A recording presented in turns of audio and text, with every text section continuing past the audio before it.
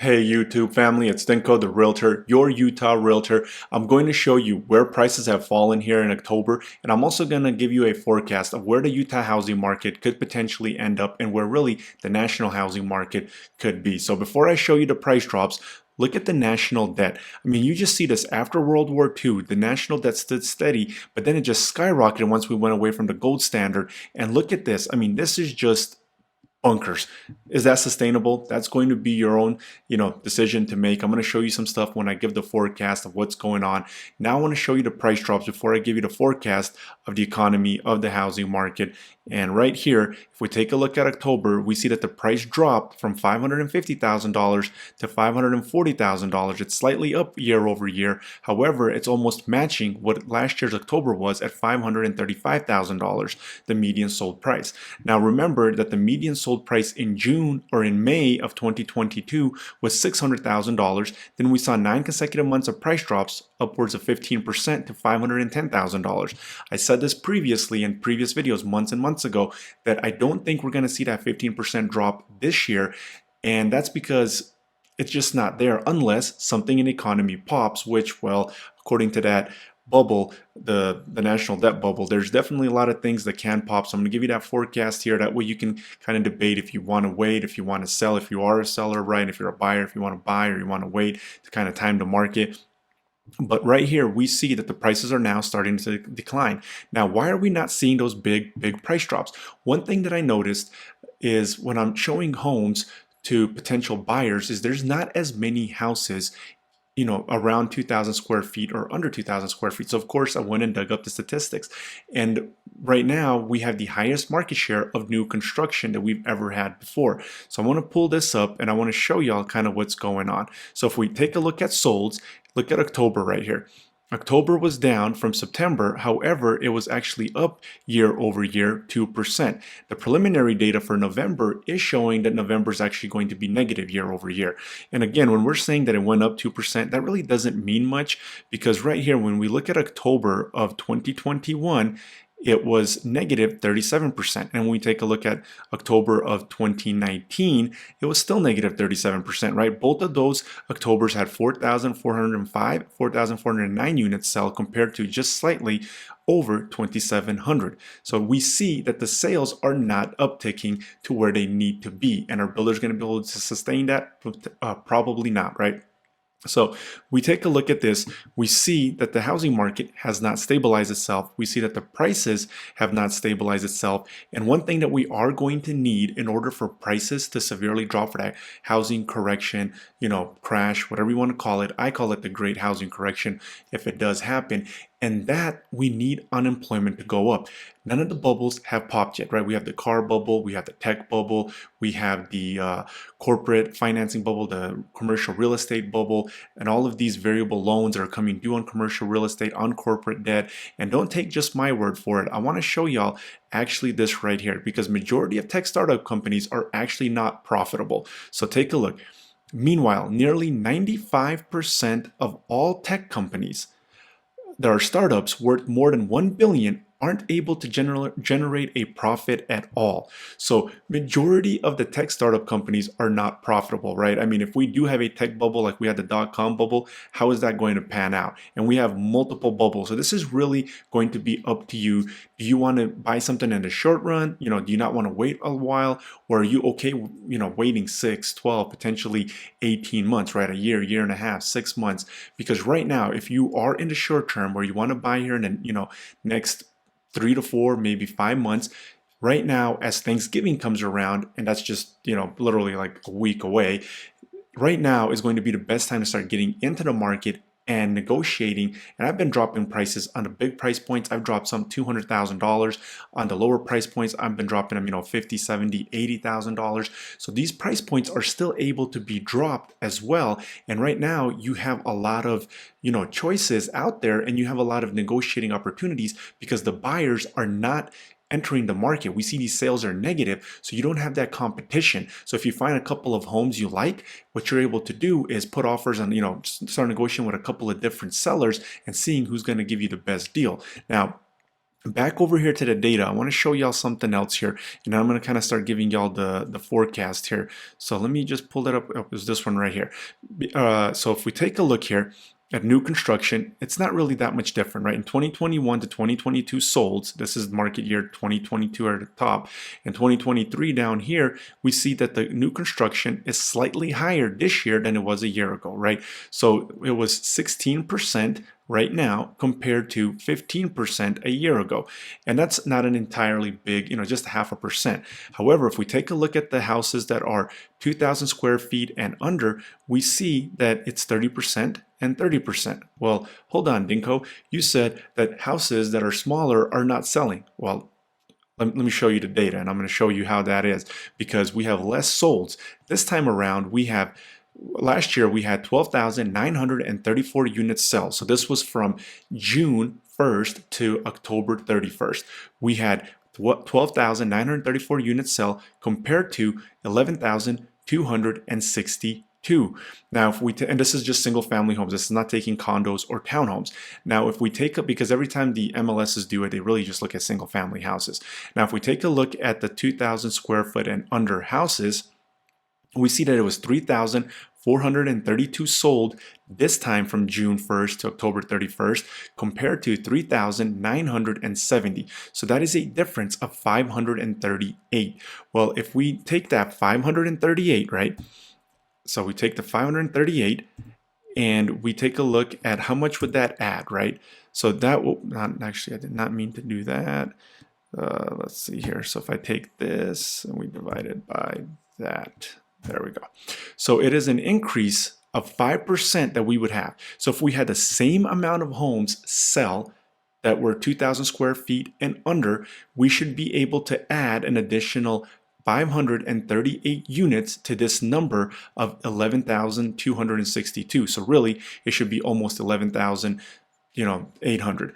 And if that was the case, you would have an additional almost 600 homes, single family homes that were smaller, that are selling for a smaller price point, that would be part of the statistics. Now, if they were part of the statistics, would that bring this number further down? And the answer is most likely that it would. So if we are having new construction slightly selling higher, new construction market share is higher than it was a year ago, and houses that are 2,000 square feet and under are selling at a lower pace, that means that median price could be potentially skewed because you don't have the buyers buying these smaller houses like you did a year ago, and you don't have the seller selling them because upsizing is a tall task right now when your mortgage would increase, 3 times because you're buying a house that's a little bit more expensive and you're substituting a 3% interest rate for a 7 or 8% interest rate. Now, where can the housing market end up? And again, if you're looking to buy in the short run, getting into the housing market, looking for that house as Thanksgiving is coming around here, it's going to slow down even further, even less buyers, less people looking, so less competition. So in the short run, right here at the end of the year, like I've been saying for probably half a year right now, or even longer, that's going to mimic. The numbers are mimicking last year, they're mimicking it now this year, and we are seeing inventory starting to decline. That's normal. That does not mean 2021 pandemic levels. It's normal for inventory to decrease after the summer, after the school year.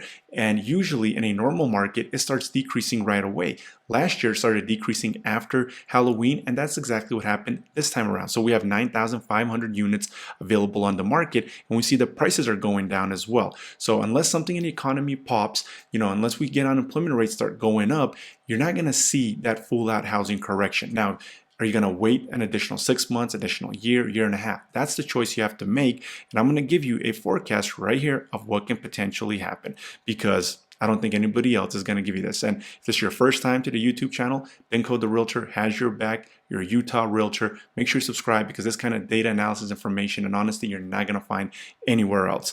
And I look at the economy a lot of what's going on because I graduated from the University of Utah with a degree in economics. So right here, we see that World War II is when our national debt went up because we had to stimulate the economy. Then it just went down and up for decades. And when we went away from the gold standard in 1970 right here, we saw that it was still staying flat, slightly up. And then money just started being printed in the 80s. no crash was happening, and they found a printer to, you just put ink in, you put start, and it just prints out this money. It's really great. I actually found one. I wish. But you see that they're just printing money, and that's really what's stimulating the economy. Now, if they're printing this much money, and you have no gold standard anymore. So you have these LLCs that protect people's personal assets. So somebody starts a, tech company, it's $1 billion tech company, and that CEO is making $500,000 or $1 million. If that tech company fails 10 years later, their personal assets are protected because it's not backed by the gold standard or anything, and that's when LLCs were invented. The first LLC was passed in 1978, 8 years after after we went away from the gold standard, and it wasn't approved until 1988. So really, LLCs weren't even a thing until the 90s. And if none of these companies are profitable, how are they going to manage a recession? We had the dot-com bubble prior to 2000. So I've been saying this as well for over a year now. You can go back to the old videos. 2000, dot-com bubble. So in 08, 09, people were, skeptical about the tech industry, and they weren't over investing. Well, right now, cheap money after the housing crash, after the Great Recession, and then even cheaper money during the pandemic made even more and more startup companies see the possibility. Plus, personal assets are protected by the LLC. 95% of them aren't profitable. And we see that this national debt. So if we can just continuously print money, then we potentially won't see a crash, right? Because if we're continuously stimulating the economy, we have money going into the economy, then maybe unemployment is not really going to go that high. But wait, check out what happened right here. Moody's, right, and S&P downgraded us. So Moody's sends a warning to America. Your last credit rating is at risk. So the last AAA credit rating is at risk. But check this out. The US is weaker. So let me just go ahead and take that up. So the US is weaker. The US is weaker now than when we downgraded in 2011. Former S&P rating chairman says. So the economy is weaker right now. Just like I said, there are multiple bubbles brewing in the economy right now, in the housing market. Well, not in the housing market, but in the economy, right? So you have housing bubble, you have the tech bubble, you have the car bubble where the cars are mimicking what happened in 08, 09 with the Great Recession. You had those subprime mortgages, now you have subprime car loans, and cars are not an appreciating asset until the pandemic, and now there's a lot of people underwater. Repos are higher than they were prior to 08, 09, during 08, 09, and that's with a historically low unemployment rate. So like I said, as long as we can keep printing money and stimulating the economy. However, that's not the case, because if we take a look here with that downgrade that has happened, and this video is getting pretty long, so I'm going to try to wrap this up. So the Moody's, right, is saying, hey, we're going to give you another downgrade. Well, if they give us another downgrade, right here it says, another downgrade could hurt Americans' investment portfolios, make it even more expensive for, to borrow money. So if it's more expensive to borrow money, if we get downgraded, it costs more to finance the national debt. That's going to hurt us. That's going to hurt everything. So, when is this going to happen? And again, are you in it for the short term, or are you in it for the long wait? If you're going to be able to wait 6 months, a year and a half, maybe even 2 years, how long is this going to play out? And really, if they're just able to continuously, find, these printers where you just put ink in them and you just keep printing out, dollar bills, then maybe it's going to be 2030 until this all really starts going downhill. I mean, look, when I went to school for economics, when I'm looking at this from an economic standpoint, this is not sustainable. However, we are breaking all the rules. The amount of money that's being printed should have caused a crash a long time ago. And they continuously just print more and more money in order to stimulate the economy. So the recipe for a disaster is just print more money. And check this out right here. Right here, we see that the national debt hit $33 trillion on September 18th. $33 trillion for the first time. And I always keep saying, first time this, first time that, not for 40 years, 50 years. We keep hitting some milestones. I mean, nothing has settled. The economy definitely hasn't settled. So 33 trillion. But check this out. We are already at 33 trillion 700. So we're almost at $34 trillion, and it's just the middle of November. So we're about to hit $34 trillion, within 3 months, and we're probably even, more than 34 trillion in debt. So I'm like, again, they just keep printing out this money. Now, right here, we see that cooler monthly inflation report pushes mortgage rates even lower. Well, mortgage rates were dropping a little bit. I mean, 7.9, 7.3%. Let's not act like this is 5% or something.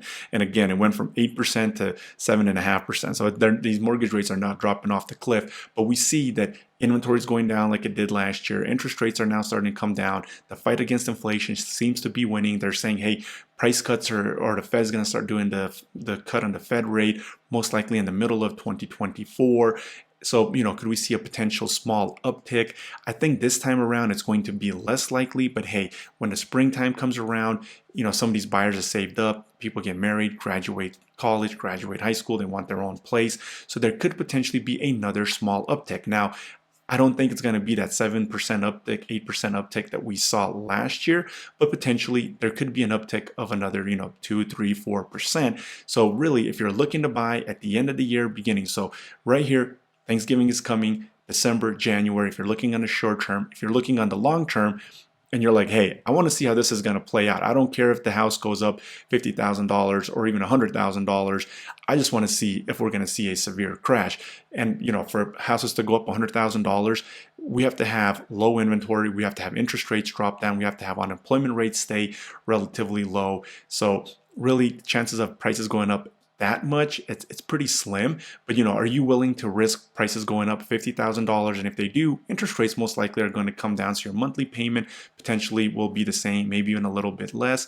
Or if you're like, I want to buy something right now, go, we can go out there. Like I said, I've been dropping prices upwards of $200,000 on the bigger price points, and I've been dropping them even $50,000, $70,000 on the lower price points, and we're able to get those good deals right now.